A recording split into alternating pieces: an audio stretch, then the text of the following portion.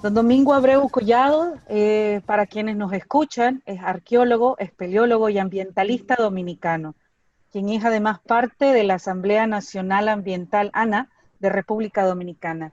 Esta asamblea trabaja por la unidad del movimiento ambientalista, social y el ecologista dominicano, para avanzar hacia la toma de decisiones sobre el presente y el futuro de los recursos como agua y alimento.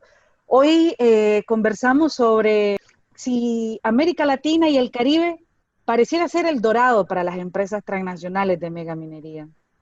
Pero Así es. también la megaminería es uno de los sectores que ha recibido más recursos económicos en las últimas décadas, más inversiones, y desde hace ya varias décadas es el boom de las actividades. Y se nos quiere vender por los gobiernos o por el pensamiento capitalista dominante en los medios de comunicación como que fuera la esperanza o la salida a nuestros bien profundos problemas económicos.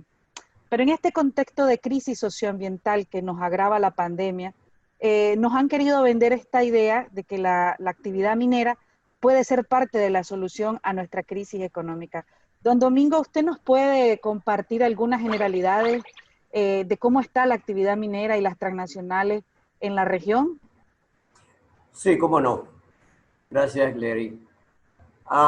Una de las cosas que más nos extrañó a principio del asunto de la pandemia y cómo se iba extendiendo fue que en abril salía una comunicación de una de las empresas que buscan oro aquí en República Dominicana y en todo el Caribe, anunciando que teníamos entre los países que iban a quedar mejor parados después de la pandemia estaba la República Dominicana y que Guyana, por ejemplo, no iba a tener el menor cambio y estaba bastante bien establecida. Cuando estuvimos buscando información sobre Guyana, vimos que tanto el Banco Mundial como el FMI son el gobierno económico de Guyana. Entonces, siendo el gobierno económico de Guyana, no iban a decir una cosa diferente, sino iban a hablar de su buena posición.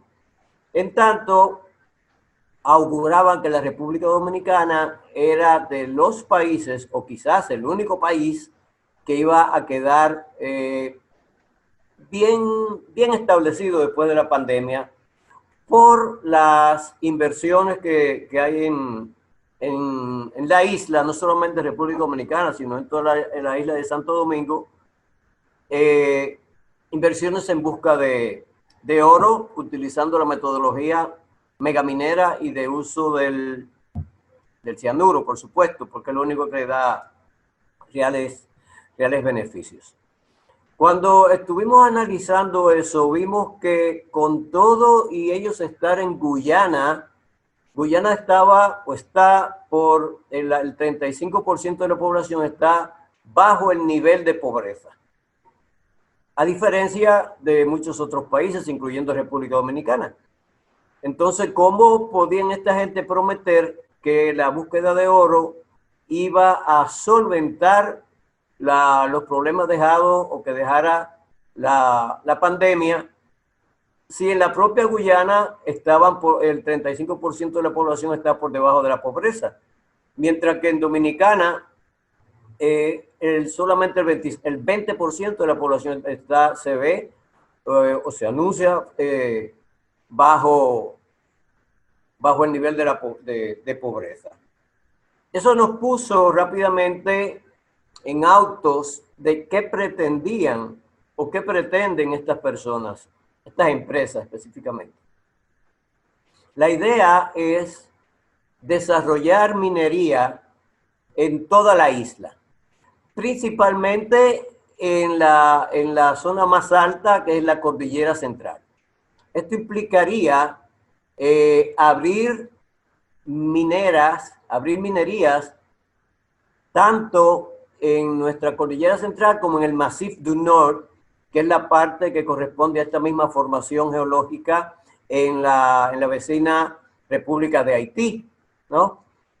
El detalle con relación a esto es que la muestra que tenemos de lo que ocurre al establecerse minería de este tipo, la que está encabezada en estos momentos por Barrick Gold y por la Goldcorp, es que todo el entorno queda tan severamente afectado que nos ha servido de muestra lo que está ocurriendo específicamente en la provincia Sánchez Ramírez, específicamente en Cotuí, aquí de nuestro país, para ver lo que podía pasar en la isla entera si les permitimos a esta gente establecerse como quiere.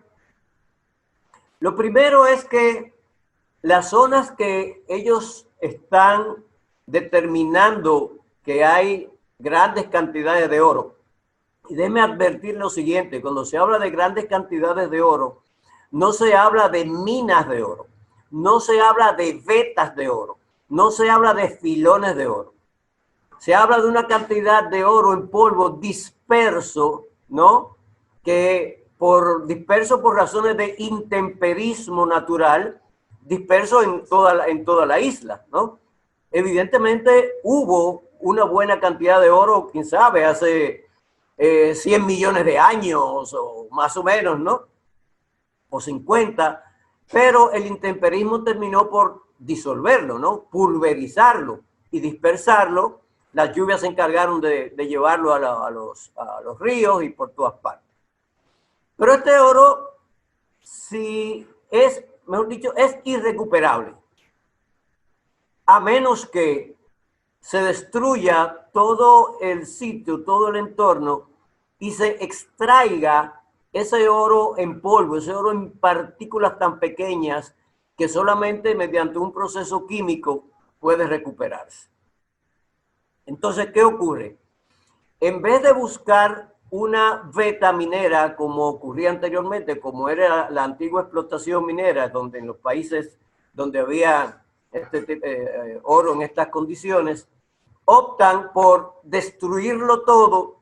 Este proceso pretende, como te decía, cubrir la isla entera, pero no una sola empresa. En la isla de Santo Domingo hay cerca de 30 empresas mineras porque se avisó hace varios años que la isla poseía la mina de oro más grande del mundo. Pero cuando fuimos a ver, estuvimos analizando qué era eso de la mina de oro más grande del mundo, vimos que también estaba en México y también estaba en Ecuador y también estaba en El Salvador y también estaba en Perú. Es decir, en cada sitio que van, encuentran ahí la mina de oro más grande del mundo. Esto permite dos ventas. La venta al gobierno de turno, que ve como una alternativa para meterse en no solventar, para meterse en todos los problemas que puede, sujeto a que vamos a tener una gran cantidad de entradas por el oro. Y naturalmente la segunda venta es a la población, que piensa que con tanto oro ya todos vamos a ser ricos, todos vamos a ser millonarios. Eso es lo que ocurre. Sin embargo, los resultados son otros. Hemos visto esos resultados en la Oroya de Perú, ¿no? Hemos visto eso, por lo menos allá en Sudamérica, hemos visto los resultados en Honduras, ¿no? Con los niveles de enfermedades creados por la presencia de cianuro. Hemos visto en la propia República Dominicana los efectos de esta presencia cuando ha muerto una cantidad de gente por razones de contaminación. Por lo menos desde el 2013 al 2015 murieron 85 personas en el entorno de la minera Barrick Gold y Goldcorp como consecuencia de los niveles de contaminación en el aire, en el agua y en el suelo. Entonces, si esta es la muestra que tenemos para la isla entera, eso nos indica que tenemos que rechazar de plano cualquier intento por eso. Ahora, ¿cuál es el peor problema? Que nuestros gobiernos, y en particular los gobiernos de República Dominicana y el gobierno de Haití, siguen cifrando sus esperanzas en ese tipo de minería, ese tipo de oro.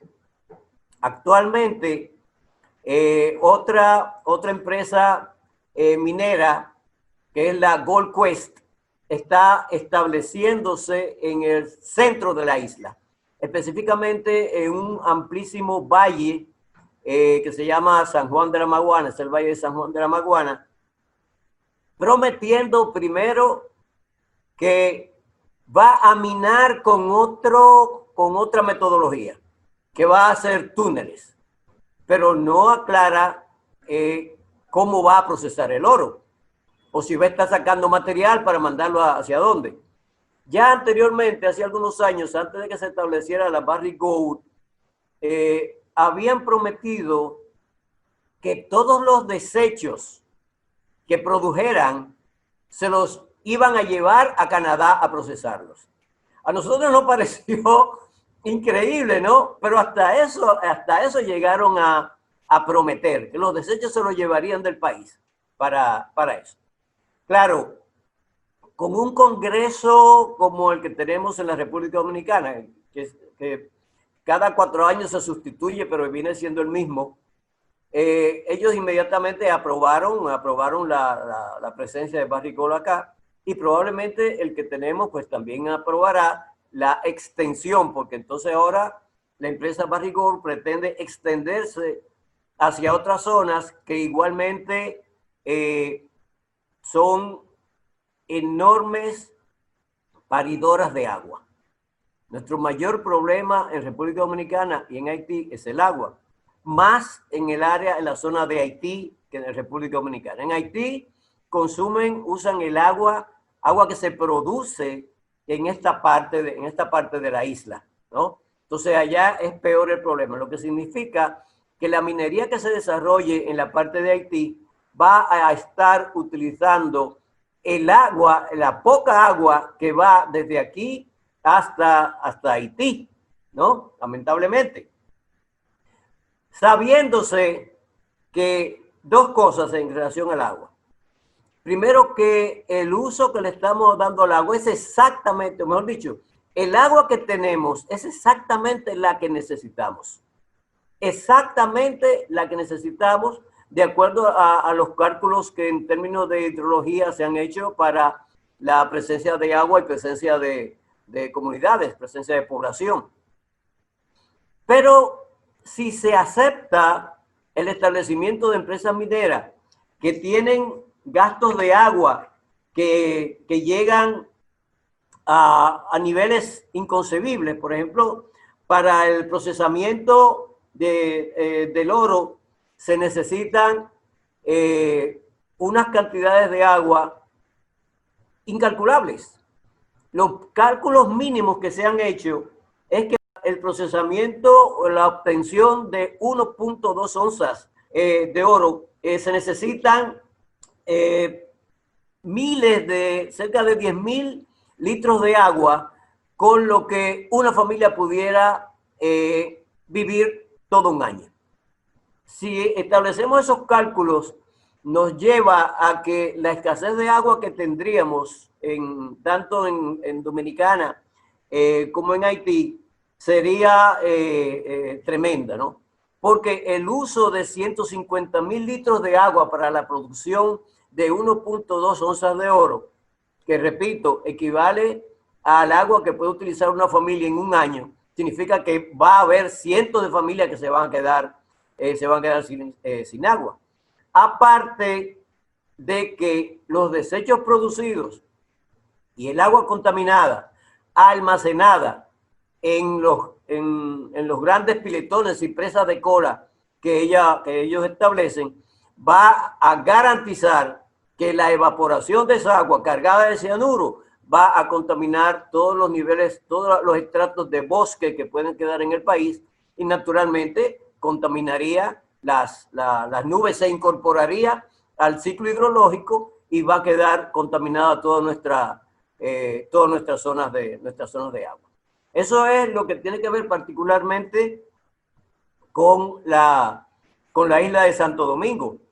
En Puerto Rico se había suspendido desde hace mucho tiempo la búsqueda de oro, pero ya están buscando otra vez. Por ley en Puerto Rico estaba suspendida la búsqueda de oro.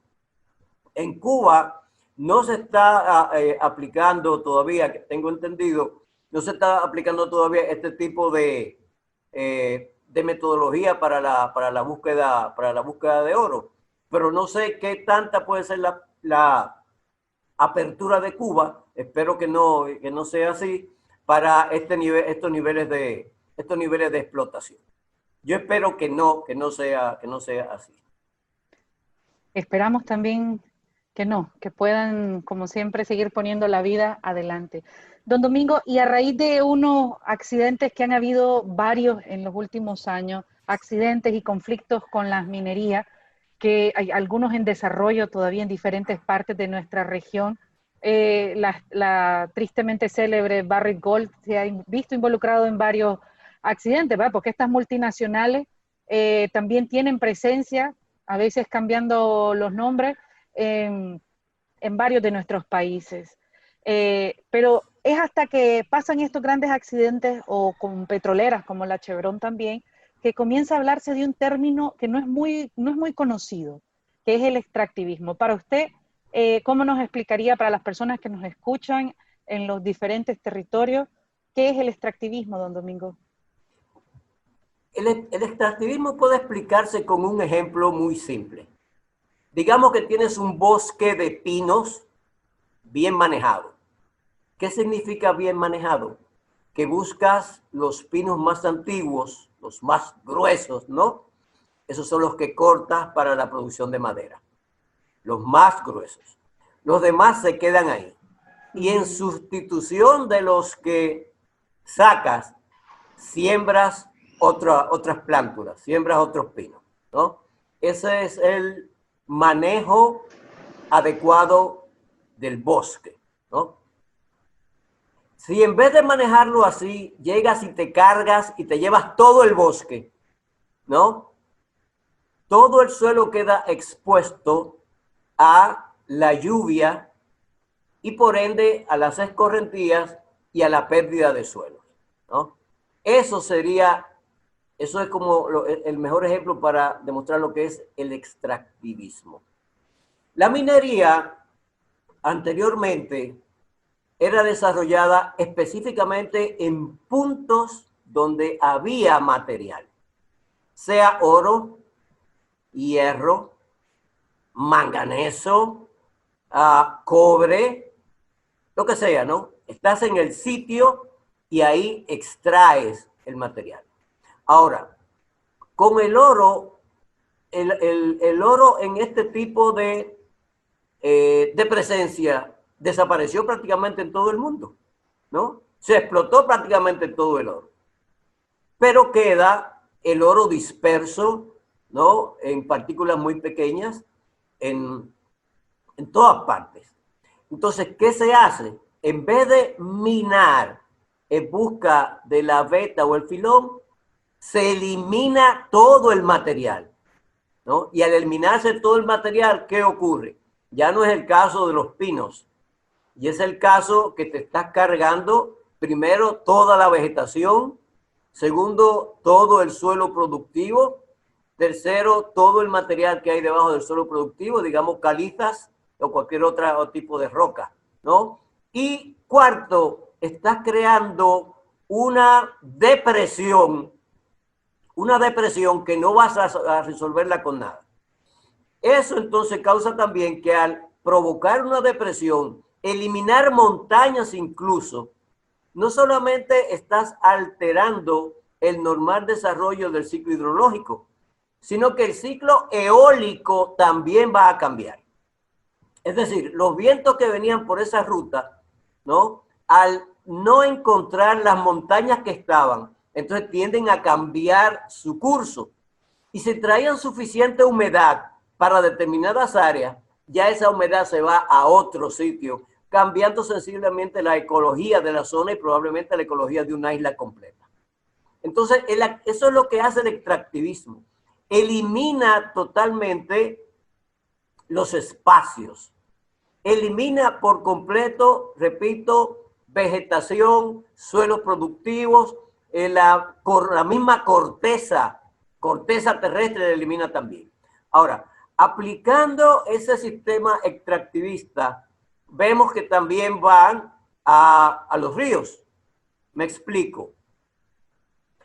Los ríos crean a todo lo largo de su vida, todos los ríos, durante millones de años, áreas en donde acumulan arenas.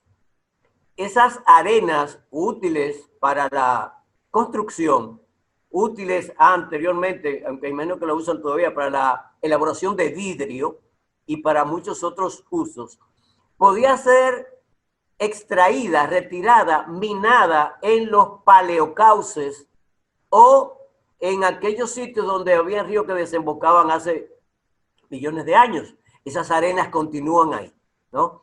Esas arenas son útiles y pueden ser utilizadas con cierta mesura, ¿no? Pero ¿qué ocurre? Esas arenas, luego de millones de años, también están cubiertas de vegetación. Un tipo de vegetación de un tipo particular de suelo creado por las arenas. Si trabajas esa área de forma minera, ¿no? De forma sostenida, vas a mantener el bosque que está ahí y vas a utilizar el material. Ahora, ¿qué ocurre con el extractivismo? Que se carga el sitio y se carga también el cauce actual del río. ¿Por qué buscan el cauce actual del río? Que ha estado ocurriendo aquí en República Dominicana y en la República de Haití.